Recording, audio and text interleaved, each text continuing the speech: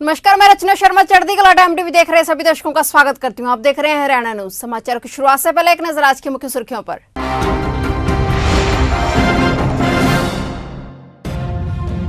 अनाज मंडियों में नेताओं के जाने पर खट्टर सरकार ने लगाई रोक।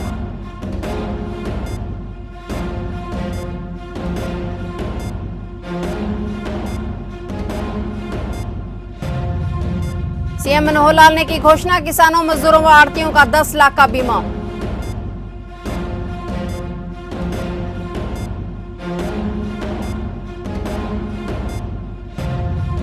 हरियाणा में बढ़ी संक्रमित लोगों की संख्या, कुल संक्रमितों में से 24 विदेशी।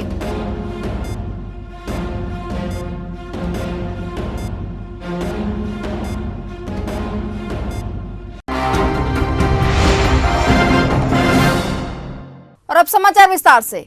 कोरोना वायरस संक्रमण के कारण फैली महामारी के चलते प्रदेश के अनाज मंडियों में नेताओं के जाने पर रोक लगा दी गई है। प्रदेश के गृह विभाग ने धारा 144 और 188 का हवाला देकर नेताओं के अनाज मंडियों में जाने पर रोक लगा दी है। गेहूं और सरसों की खरीद शुरू होते ही सभी पार्टियों के नेता अनाज मंडियों में पहुंच रहे थे। नेताओं के पहुंचने पर सोशल डिस्टेंसिंग का उल्लंघन हो रहा था। वहीं गृह विभाग के आदेश के बाद इनेलो नेता अभय चौटाला ने अपने मंडियों के दौरे रद्द कर दिए हैं। हरियाणा के सभी अनाज मंडियों व खरीद केंद्रों में रबी फसल के खरीद कार्य में लगे आड़तियों, खरीद एजेंसियों के कर्मचारियों, चाहे वह नियमित हो या आउटसोर्सिंग, फसल लेकर आने वाले किसानों व मजदूरों का 10 लाख रुपए का बीमा कराया जाएगा। मुख्यमंत्री मनोहर लाल खट्टर ने यह घोषणा की है। उन्होंने सभी को कोरोना वॉरियर्स 11 का नाम देते हुए कहा है कि यदि मंडियों में गेहूं व सरसों फसल की खरीद के दौरान किसी आड़ती, किसान, मजदूर या कर्मचारी की कोरोना संक्रमण की वजह से जान जाती है तो उसके परिजनों को 10 लाख रुपए की आर्थिक मदद मिलेगी। अब आड़तियों को चाहिए कि वो किसानों की फसल खरीदने में पूरा सहयोग करें। प्रदेश में करीब 16,000 करोड़ रुपए की गेहूं खरीदी जानी है। इस पर आड़तियों को आड़त के रूप में करीब 400 करोड़ रुपए मिलेंगे। हरियाणा में कोरोना वायरस से संक्रमण के 9 मामले सामने आने के बाद राज्य में कुल संक्रमित लोगों की संख्या 264 तक पहुंच गई है। हरियाणा राज्य में वायरस से मृतकों की संख्या 3 हो गई है।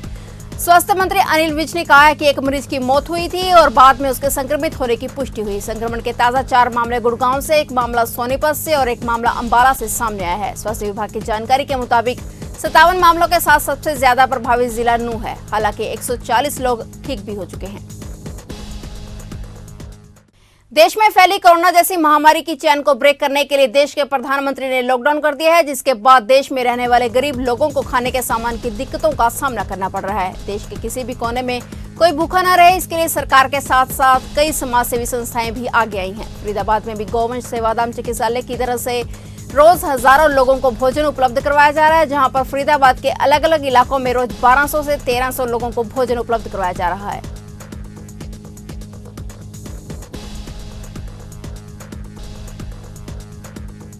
हम लगभग 1300 से 1500 आदमियों का खाना बनाते हैं और ये हमने लॉकडाउन 22 तारीख को हुआ था, जनता कर्फ्यू, तो 24 तारीख से हमने अपना भंडारा शुरू कर दिया था।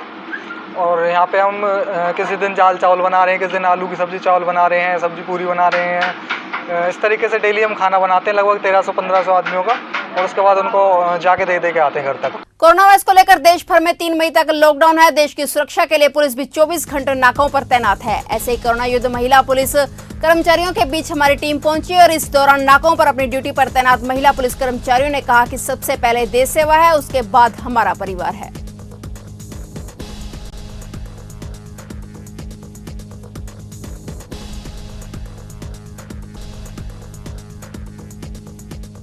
जी, जब से लॉकडाउन हुआ है तब से हम लोग घर नहीं गए हैं। यहाँ 8 बजे से 8 से 8 तक 12 घंटे की ड्यूटियाँ दे रहे हैं और लोगों को बस यही गुजारिश कर रहे हैं कि वो अपने घर में रहे, सेफ रहे। इस ड्यूटी में बदलाव आया कुछ? पहले ड्यूटी कैसी थी और इसमें क्या फ़र्क? हाँ सर जी, फ़र्क तो है। ये ड्यूटी में तो फ़र्क है। अब जैसे धूप है, मौसम भी हो गया गर्मी का, तो यहाँ सड़क पे खड़े होना गर्मी में मुश्किल तो है, लेकिन जब हमारी ड्यूटी है तो हमें मुश्किल भी नहीं लगता है, क्योंकि हमारे लिए सबसे ज़्यादा सोशल वेलफेयर, हमारी ड्यूटी, लोगों की सेफ्टी वो प्रेफरेंस करती है। अंबाला के गांव टमनोली की सरपंच अमनप्रीत कौर पर ग्रामीणों ने गंभीर आरोप लगाए हैं। ग्रामीणों का कहना है कि गांव में सफाई व्यवस्था भी डगमगाई हुई है और पानी की निकासी न होने से ग्रामीणों को परेशानी का सामना करना पड़ रहा है। वहीं पर सरपंच अमनप्रीत कौर ने सभी आरोपों को खारिज किया और कहा कि हमारे अगर किसी व्यक्ति की लिखित में शिकायत आती है तो उस पर कार्रवाई अवश्य होगी। सरपंच ने कहा कि जो भी आरोप ग्रामीणों ने लगाए वो सभी बेबुनियाद हैं।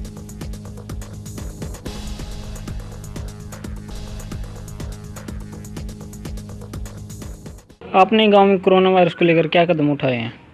हमने जो भी सरकार से आदेश आए हमने सारे उसका पालन किया। सैनिटाइज करवाया 4-5 बार गांव में, दवाई का छिड़काव हुआ है। तो जैसे किसी को हेल्प की, किसी भी चीज़ की ज़रूरत है, हम सबकी हेल्प करते हैं। तो मास्क वगैरह भी बांटे आपने? मास्क अगर कोई जैसे किसी को नहीं ले सकते फिर उनको हम दे देते हैं। जैसे अगर कोई घर में आ रहा है तो अगर सरकार की तरफ से आती है अगर ऐसी कोई स्कीम तो हम ज़रूर देते। तो जैसा देखा गया है गांव में गंदगी का माहौल है, इसके बारे में आप क्या कहना चाहेंगे? सर गांव में गंदगी तो नहीं है, सफाई है, लोग खुद भी गंद डालते हैं, बहुत डेली सफाई स्वीपर कर रहा है। क्या समस्या है आपकी? ਮੈਨੂੰ ਜੀ ਇਹੀ ਸਮੱਸਿਆ ਮੇਰੇ ਦਰਾਂ ਦੇ ਮੂਹਰੇ ਤੇ ਰੂੜੀ ਚੱਕੀ ਜਾਵੇ। ਸਾਰੇ ਪਿੰਡ ਦਾ ਗੰਦ ਇੱਥੇ ਆਉਂਦਾ ਹੈ। ਮੇਰੇ ਛੋਟੇ ਛੋਟੇ ਬੱਚੇ ਨੇ, ਸਾਨੂੰ ਮੱਛਰ ਵੀ ਖਾਂਦਾ, ਬਿਮਾਰੀਆਂ ਲੱਗਣ ਦਾ ਖਤਰਾ। तो सरपंच को कितनी बार बोला आपने? ਸਰਪੰਚ ਨੂੰ ਜੀ ਕਿਹਾ, ਸਰਪੰਚ ਦੀ ਵੀ ਜੇ ਪਹੁੰਚ ਹੋਵੇ ਤਾਂ ਚੁਕਾ ਸਕਦਾ। ਸਰਪੰਚ ਦੀ ਪਹੁੰਚ ਕੋਈ ਨਹੀਂ ਇੱਥੇ ਪਿੰਡ 'ਚ, ਸਰਪੰਚ ਕੁਝ ਨਹੀਂ ਕਰਦਾ, अच्छा, ਸਾਡੀ ਸੁਣਾਈ ਨਹੀਂ ਕਰਦਾ ਜੀ। ਆ ਨਾਲੀਆਂ ਸਾਫ ਸਾਰੇ ਲਵਾਣਿਆਂ ਨੇ ਉਹ ਲੱਗਿਆ ਹੋਇਆ ਜਿਹੜਾ ਸਾਫ ਕਰਨ ਨੂੰ। ਆ ਦੇਖੋ ਸਾਰੀਆਂ ਸਾਫ ਕਰੀਆਂ ਨੇ, ਮੇਰੇ ਆ ਨਾਲੀ ਦੇ ਵਿੱਚ ਦੇਖੋ ਗੰਦ, ਕਦੇ ਸਾਫ ਕਰਨ ਨਹੀਂ ਆਇਆ ਜੀ। करनाल के उपायुक्त निशांत यादव ने करनाल जिले की कई मंडियों का दौरा किया। इस दौरान पत्रकारों से बात करते हुए उपायुक्त निशांत यादव ने कहा है कि हरियाणा में सबसे ज्यादा अगर खरीद हुई है तो 2 दिन में वह करनाल में हुई है। उनका कहना है कि सभी मंडियों में खरीद प्रक्रिया सुचारू रूप से चल रही है, किसानों को कोई दिक्कत नहीं आएगी।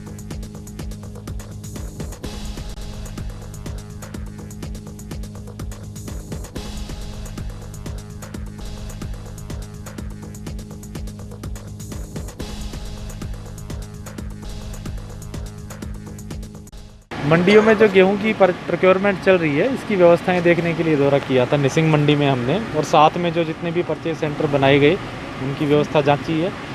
तो परचेज पूरी सुचारू तरीके से चल रही है, कहीं भी कोई दिक्कत नहीं आ रही है, और हमें उम्मीद है पूरे ज़िले में ही 10 से 12 दिन में पूरी परचेज पूरी कर लेंगे। सर एक ढूंढना मंडी में ज़्यादा दिक्कत आ रही है, पिछले 2 दिन अभी तक वहाँ पर परचेज, अभी आज वहाँ भी परचेज मेरे पास मैसेज आ गया है, सुबह शुरू हो गई है। छोटे मोटे इश्यूज़ थे उसमें, ऑनलाइन किसानों की लिस्टिंग में, मैचिंग में, वो भी सॉर्ट आउट करा दिए हैं, और आज सुबह से परचेज भी शुरू हो गई है। करनाल में कई गांवों की पंचायत ने हरियाणा कोरोना रिलीफ फंड में सहायता राशि दी है। 7 गांवों की पंचायत ने तकरीबन 3 करोड़ 50 लाख की राशि के चेक उपायुक्त निशांत कुमार यादव को सौंपे हैं। कोरोना रिलीफ फंड में ग्राम पंचायत बढ़ चढ़कर अनुदान राशि दे रही है। देश इस समय कोरोना महामारी की चपेट में है, ऐसे में सरकार लगातार अपने खजाने से कोरोना की चपेट में आ रहे लोगों का इलाज करवाने में जुटी हुई है।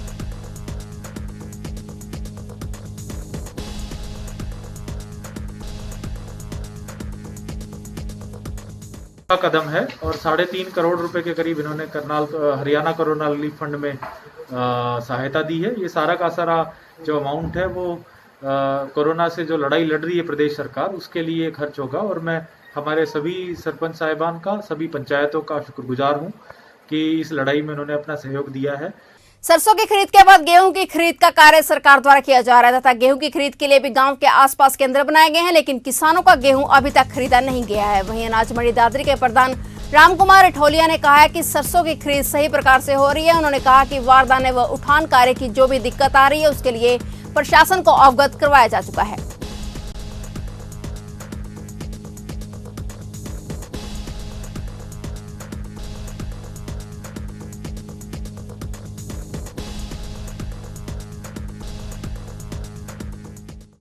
सरसों की खरीद को लेकर आज जीत फोगाट की तरफ से भी दौरा किया जा रहा है, विभाग की तरफ से दौरे किए जा रहे हैं। क्या कुछ कहेंगे सरसों की खरीद को लेकर? खरीद सही चल रही है, टाइम पर खरीद हो रही है। 4425 के बाद सरकार दे रही है, कोई बारदाने की या किसी प्रकार की वो नहीं है। थोड़ी उठान की कमी है, वो सुचारू रूप से ठेकेदार को हम रोज़ कहते रहते हैं, वो अभी तो थोड़ी ही वो है, ठीक हो जाएगी। जी, आपने इमलोटा गांव का दौरा किया, चरखी दादरी मंडी का दौरा किया है, किसानों की समस्या सुनी है, आड़तियों की समस्या सुनी है, क्या कुछ कहेंगे? देखिए, हम पहले इमलोटा अनाज मंडी में गए थे, जहाँ सेंटर शुरू किया गया है सरकार द्वारा। वहाँ के किसानों की मांग थी कि यहाँ गेहूँ का भी उठान नहीं से हो, जिसमें कि अभी तक कोई ऐसी हिदायत प्रशासन द्वारा नहीं दी गई है कि इमलोटा सेंटर से गेहूँ का उठान कराने की कोई बात आई है। तो इस संदर्भ में एक बार सेक्रेटरी साहब से, डीसी साहब से भी मिल के हम आग्रह करेंगे कि वहाँ से भी अगर शुरू हो जाए तो अच्छी बात है। 5-6 गाँव का जो उन्होंने सेंटर बनाया है, क्योंकि सरसों की खरीद वहीं से हो रही है, तो वो भी हो जाए तो अच्छी बात है। तो यहाँ भी समस्याएं तो हैं काफ़ी। इस प्रकार से गेहूँ की बात आती है तो अभी रजिस्ट्रेशन जो है किसानों ने नहीं करवा पाए अभी की बार, तो सरकार पुराने पद्धति पे गेहूं को उठाने की प्रक्रिया शुरू करे, जिससे आढ़तियों को भी फायदा हो। चरखी दादरी पुलिस के द्वारा गांव चरखी निवासी व सांगवान कनी प्रधान की प्रदीप की मौत के मामले में बड़ी सफलता हासिल की है। जिला पुलिस के द्वारा हत्या की साजिश रचने वाले व्यक्ति को गिरफ्तार कर लिया गया और वो चरखी दादरी अदालत में पेश कर 4 दिन के रिमांड पर लिया गया है। आपको बता दें कि बीती 10 अप्रैल को चरखी दादरी गांव निवासी प्रदीप का एक कार दुर्घटना में मौत होने का मामला सामने आया था, परंतु परिजनों को यह दुर्घटना कम हत्या की साजिश ज्यादा लग रही थी, जिस बारे में उन्होंने पुलिस को जाँच करने के लिए कहा, जिसके बाद पुलिस द्वारा मामले की जांच शुरू की गई और जांच के दौरान घसोला निवासी व्यक्ति पर शक होने के बाद गिरफ्तारी की गई है।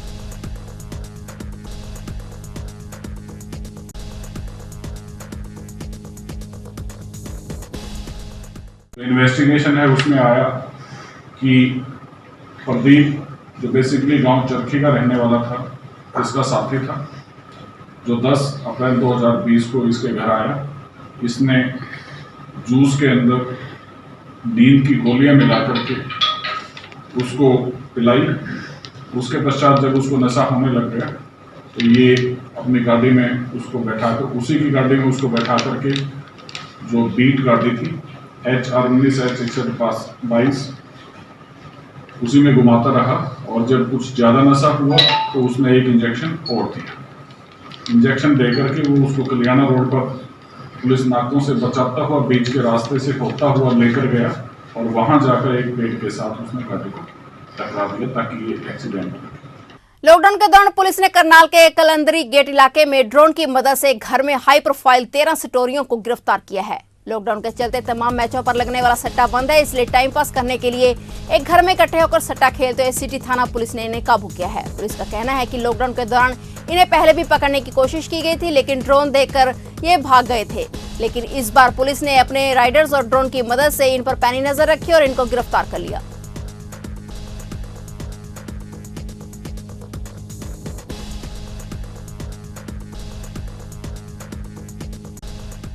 एक मकान में कुछ लड़के जो ऐसे सट्टा खेल रहे हैं, जुआ खेल रहे हैं, जो कि हमारी टीम ने वहाँ रेड की है और रेड करके वहाँ 13 लड़के थे जो वहाँ बिना मास्क लगाए हो किसी भी सोशल डिस्टेंस को उसमें रखते हुए ना उसकी कोई पालना कर रहे थे, बैठकर जुआ खेल रहे जो मौके से पकड़े और 13 के 13 आदमी हिरासत में। तो अच्छे खासे परिवारों से हैं सर? बिल्कुल, देखने में तो ऐसे लग रहे हैं अच्छे परिवारों से, अच्छे घरों से हैं। तो क्या घर किसका था जी? घर प्रॉपर अभी पता नहीं, अभी थोड़ी पूछताछ करके अभी बारीकी में पूछताछ करेंगे। अभी जस्ट अभी लेके आए हैं तो अभी तो ताश से खेल रहे थे या कोई? नहीं, पैसे थे जिनसे खेल रहे थे। टोहाना के न्यू प्रभारक कॉलोनी में पिछले दिनों एक घर में किंग कोबरा नाग घुस गया था, जिसे काबू कर सुरक्षित स्थान पर छोड़ा गया था। अब जैसे कि संभावना जताई जा रही थी कि एक किंग कोबरा नागिन भी यहां हो सकती है, वो संभावित सही साबित हुई। जब यह नागिन वहां घूमते हुए देखी गई तो देखते ही देखते वह घर में घुस गई, जिसके बाद घबराए कॉलोनी वासियों ने इसकी सूचना विभाग को दी और नागिन को काबू करके सुरक्षित स्थान पर विभाग द्वारा छोड़ दिया गया है।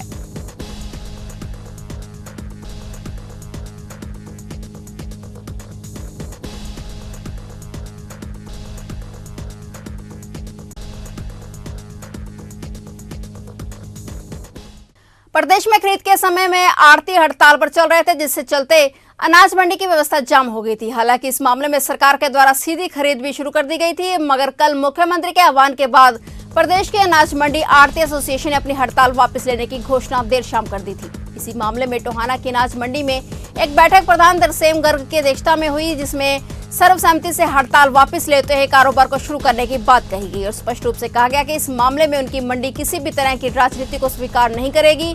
कोई भी राजनेता उनके मामले में राजनीतिक रोटियां ना सेके।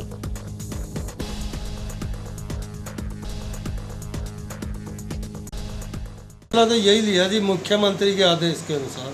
कोरोना बीमारी, एक तो कोरोना बीमारी का हो रहा, उनकी भी अपील के आदेश के अनुसार हमें हड़ताल वापस लिए, ताकि ना कोई किसान, मजदूर, व्यापारी भी कोई परेशान ना हो। भी जो उनके आदेश थे हमने वो अपने वापस ले लिए। हड़ताल हम काम करने के लिए तैयार हैं। जैसे सरकार के आदेश आएंगे, उस जैसे भी सरकार कहेगी उस हिसाब से हम काम करेंगे। नहीं, हम तो ये कह रहे हैं हमें किसी की कोई ज़रूरत नहीं है। कोई हमें राजनीति किसी आने की अपील है भी कोई इसके अंदर ना आए। व्यापारियों का मसला, ये किसी राजनीति का मसला, ये अपनी रोटियां मत से। साल के इन दिनों में कभी दुल्हन की तरह सजने वाली अनाज मंडी आज बेवा की तरह उजड़ी उजड़ी नजर आ रही है। सरकार और आड़तियों के बीच पसरे विवाद के बीच किसान पिसकर रह गया है। सरकार की ऑनलाइन प्रणाली से किसान का गेहूं नहीं खरीदा जा रहा, जिसके किसान बर्बादी की कगार पर हैं। फसल के इन दिनों में कभी किसानों रोड तक अनाज से अटी रहने वाली मंडी आज इक्का दुक्का गेहूं की ढेरी छोड़ सुनसान पड़ी है।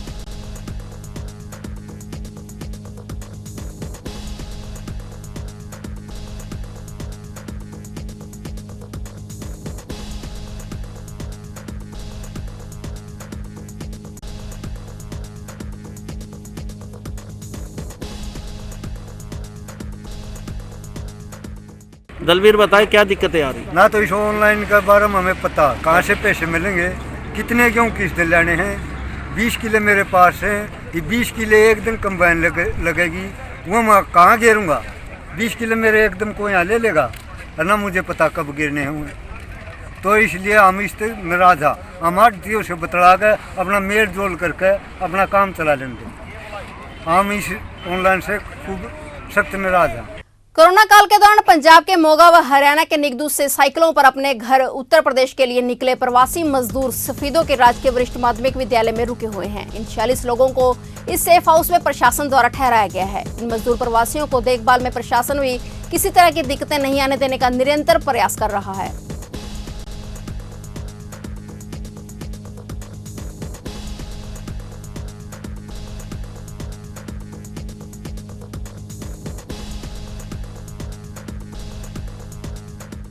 ऐसा सर, ये आज हमारा 7वां दिन है और प्रशासन की ओर से माननीय एसडीएम श्री मनदीप शर्मा जी की ओर से आदेश प्राप्त हुए थे कि क्योंकि सब यूथ है यहाँ जो हमारे पास शेल्टर हाउस में रुके हुए हैं, तो इनको एक अलग से एनर्जी देने के लिए, क्योंकि सारे दिन खाली बैठे होते हैं और सुबह से इनको इस प्रोग्राम में डालने का एसडीएम साहब का और हमारा भी पर्पज़ यही है कि ये पूरी एनर्जी के साथ काम करें और एक सही डायरेक्शन में ये अपना काम करते रहें।